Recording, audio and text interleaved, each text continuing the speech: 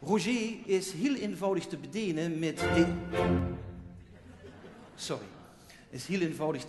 met deze afstandsbediening met daarop de gebruikelijke functies wie play.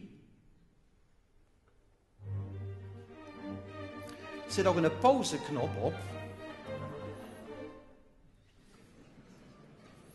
En stop.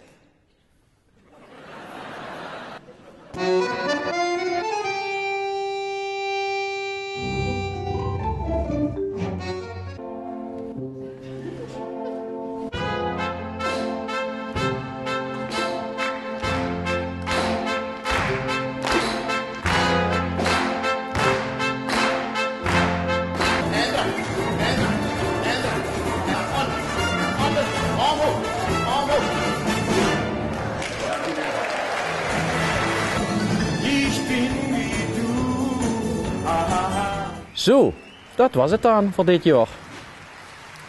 Maar dan gaan we wel verder, want dan zal ik met stekje gaan zwijgen.